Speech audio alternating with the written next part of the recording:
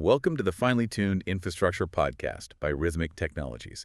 If you're a software engineer, right now it probably feels like the ground is shifting under your career. And, you're not wrong.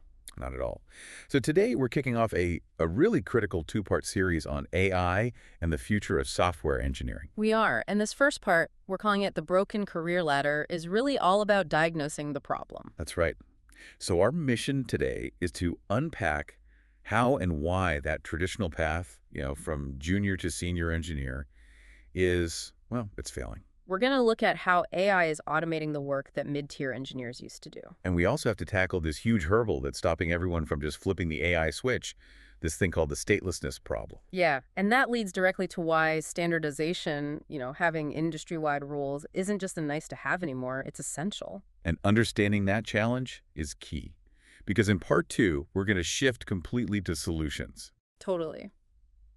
We'll get into the apprenticeship model and what it actually takes to develop the new kind of senior engineer for this AI era. Okay, let's unpack this. I think to really get it, we have to start with a bit of history. Yeah, the idea that programming has always been about abstraction. So take us back, the very beginning. Well, you have to picture the earliest programmer. I mean, they were literally part of the machine, patching cables, flipping physical switches. What? And they had to hold the entire computation in their head. There was just nowhere else for it to exist. They were the computer's nervous system. Which sounds amazing, but it's incredibly inefficient. You can't scale that. You can't. So we started adding layers to compress that work.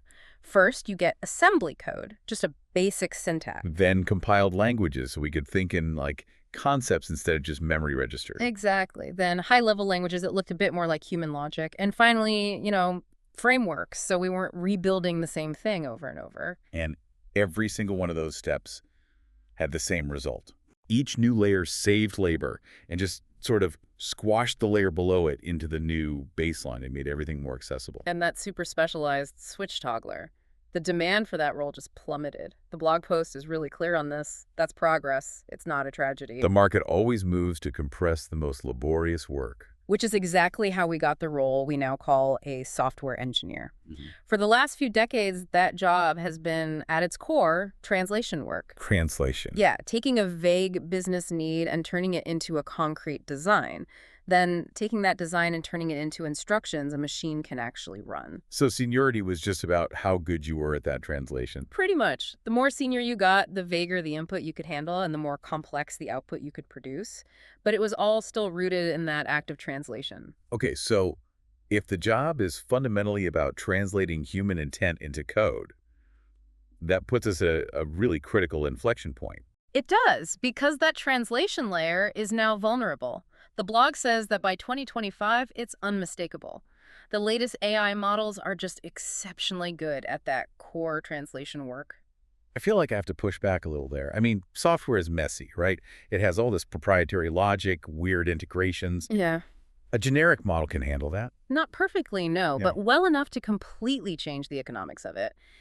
Think about the tech. LLMs now have huge context windows. They're amazing at this kind of sequence-to-sequence work. Meaning if you give it a clear prompt. A clear prompt, enough context from the surrounding code, it can spit out reliable code that follows the patterns you've already established. And that covers most of what we call mid-tier engineering. We should probably define mid-tier, because it's not a title, is it? It's a type of work. That is the most important distinction. Mid-tier work is reliable translation when the conditions are well specified. Like the plumbing of an organization. Exactly. The engineer building a standard API endpoint or integrating a common payment gateway.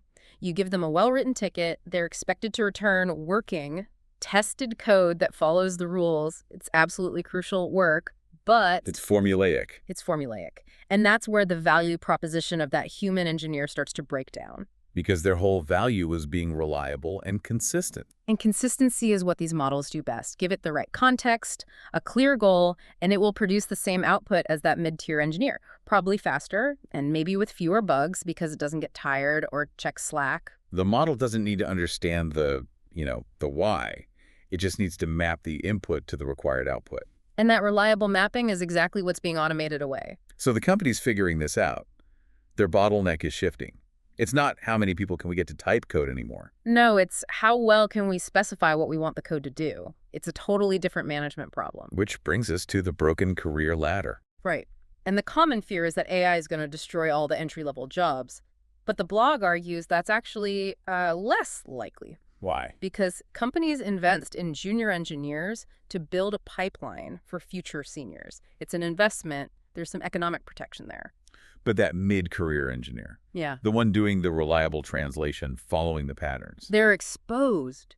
A huge chunk of their output is now something the best models can do. So the traditional path to becoming a senior, which was spending years doing that mid-tier work to build your judgment, that path is now blocked. The very work that used to teach you how things operate is being taken over. Exactly. Okay, so if the AI is so good at this, why hasn't every team just fully switched over? Yeah. If translation is solved, why are we still just augmenting humans instead of replacing them? That gets us right to the biggest roadblock. It's what the blog calls the statelessness problem. Statelessness. The knowledge you need to do your job effectively isn't just in the code. It's all this context, this tribal knowledge. And that knowledge lives in places the AI can't see, like some forgotten Slack thread from 3 years ago. Yes, or in the memory of a senior engineer who remembers why that one service has such a weird retry logic because of an outage that happened years ago. A human engineer can build up a mental map of that over time. They do. They spend months building that context. But the AI model, it has no persistent memory. Every single session starts cold from scratch. It can't just wander over to someone's desk and ask why the auth service is set up that way. No, and letting a context-blind AI operate on a code base, especially one that's a bit of a beautiful snowflake. It's dangerous. The code might work, technically, but it'll be contextually wrong. It has no situational awareness. The blog uses this great farming analogy to explain it. Farms are super local. The land itself is like an artifact of all this accumulated judgment. Right, the soil, the drainage, the microclimates, it's all encoded into the physical landscape. And when a good farm gets sold, the documentation isn't just a list of assets, it's a transfer of that situational awareness. Here's why this field drains poorly in the spring. That judgment is what makes it work. Right. And we like to pretend our code bases work that way, but they rarely do. The documentation is stale or it's just missing. The real context is in someone's head who left the company ages ago. So to use AI effectively, we have to end this beautiful snowflake era. We have to. We need our code bases to actually hold that wisdom in a structured way. It's funny, the contrast between human and AI limits here. We both have issues with context, but in totally opposite ways. It's a perfect summary of the problem. Humans struggle to recruit information. Our working memory is tiny, so we rely on these mental maps we build. For us, the problem is, where did I see that before? Or how does this fit in? But for the AI, the problem is not drowning in context. If you just dump the entire code base and every Slack message into the prompt, The signal just gets lost in the noise. totally. The real skill is becoming a curator of context, knowing what to exclude so the model only sees what it needs to see. And that's why standardization becomes non-negotiable. It is. Humans have been solving this problem for centuries with what we call code standards, rule systems. They're basically compression schemes for expertise. Compression schemes for expertise, I like that. They flatten all that hard-won knowledge into a rule you can follow without needing the full backstory. The blog has some great historical examples. Think about early electrical work. It was all improvisation. You learned what worked based on what didn't burn down, Exactly. Decades of very expensive, very dangerous trial and error, which led to the National Electrical Code. which compresses all those fire investigations into simple prescriptive rules. It totally changes the cognitive load on the electrician. They don't have to guess where the wires are. The code says where they can be. Right. That one fact, this building is code compliant, replaces thousands of little bits of specific data. It's perfect contextual compression. And we saw the same thing with drafting, right? The master draftsman's knowledge was eventually just baked into CAD software. The software literally won't let you draw a line that can't be manufactured. Software has kind of resisted this, though. The problem space always felt too big. Maybe there was some ego involved. For sure. Engineers love their beautiful snowflakes. But the AI has no ego. It has no aesthetic taste. It just converges on common patterns when you give it consistent context. And that convergence forces a change. The documentation becomes load-bearing. It does. The code base splits into two layers. You have this large body of standard code that an LLM can navigate easily. And then you have a smaller but much more important layer of annotated exceptions. And that is where the real engineering judgment now lives. That's the new senior engineer's job. Not writing routine code anymore. No, their job is to recognize when the standard pattern doesn't apply, invent the right exception, and then document that exception so well that future AIs and future humans know exactly why that deviation exists. So the undocumented clever bit of code becomes the absolute worst thing you can do. It's the cardinal sin. So this structure tells us how to build code bases for an AI world, but it leaves us with a really hard question. Which is? The old path to seniority, to gaining that judgment, ran through years of doing that mid-tier work. The work that's now being taken over by models, the work that taught you judgment, is being automated. So how do we develop the engineers who are capable of this new kind of work, this work of judgment and codification? That really is the challenge, isn't it? It's the essential challenge for the next 5 years. We've defined the problem.